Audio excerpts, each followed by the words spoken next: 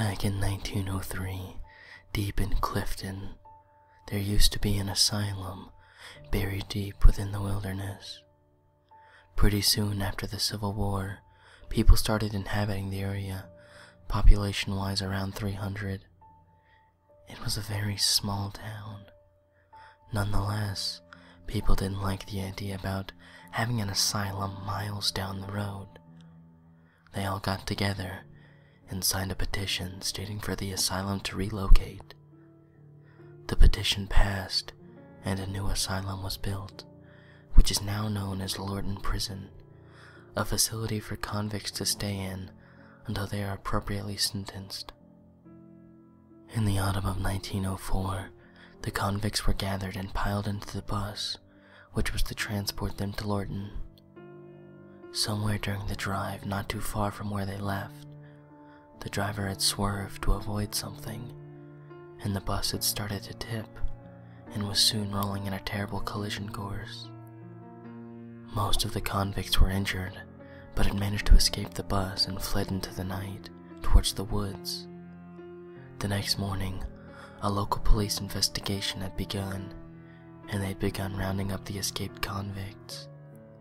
Hours turned into days, days into weeks, weeks into months. Everyone was recovered after 4 months, except for 2 people, Marcus A. Walster and Douglas J. Griffin. During the search for both men, the police randomly found dead rabbits half-eaten every now and then along their search. Finally, they were to find Marcus dead by the Fairfax Station Bridge, now known as Bunnyman Bridge. In his hand, he held a man-made hammer-like tool, made with a sharp rock and a pretty sturdy branch as a handle. They thought nothing of it, and didn't care how he died, only that he was apprehended, and they no longer had to worry about him. They had a name for Marcus, but later on they would realize they had named the wrong person the Bunnyman. Still searching for Douglas, they kept on finding half-eaten rabbits every so often while the search went on. Eventually, they were to name Douglas the Bunnyman from then on. 3 months passed by, and the police had given up their search by April 7, 1905. Everyone assumed the Bunnyman was dead by now, if not gone, so they went on with their small-town lives. Come October, people started seeing dead bunnies reappearing out of the blue, and started to fear the unseen. Halloween night came around, and as usual, a bunch of kids had gone over to the bridge that night to drink and do whatever kids their age did in the 1900s. Midnight came around within minutes, and most of the kids had left. Only 3 of them remained at the bridge. Exactly at midnight, a bright light supposedly came from the bridge, right where the kids were seen. Less than a few seconds later, they were all dead. Throats slashed with the same type of tool that was found next to the other escapee, Marcus. Not only were their throats slashed, but they were cut up and down their chests, gutted like fish. The Bunnyman then hung both of the boys from one end of a bridge with ropes, hanging from the other overpass with their legs dangling in view of any passing cars. The girl was hung the same way, on the other side of the bridge.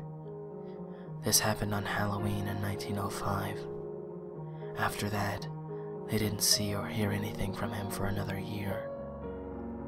Halloween 1906 was approaching, and parents, as well as the teens in Clifton, still remember the incident that had occurred 1 year ago at the bridge. His bridge. Bunnyman's Bridge. That night, 7 teens were left remaining right before midnight at the bridge.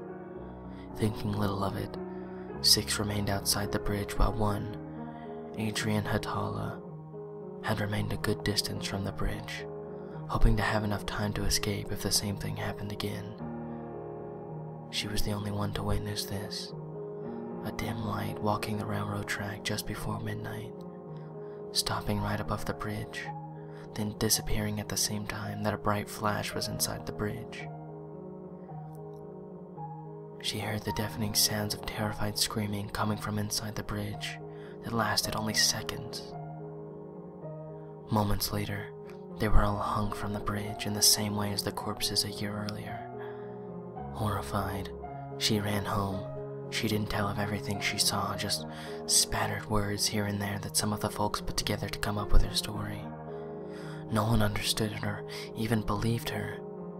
They charged her with the people's murders and locked her up in the asylum of Lorton. In 1913, the same thing happened with 9 teenagers this time. Halloween night again. Adrienne was still locked up. They dropped her sentence, but it was too late. The insanity had finally conquered her. Even if she was released, she was too far gone to have a decent life, so she spent her remaining years in the asylum until she died in 1953 of shock. No one knows what exactly she died of shock from, but supposedly she had died in her sleep, dreaming of that one dreaded night. Perhaps the Bunnyman had finally gotten to her.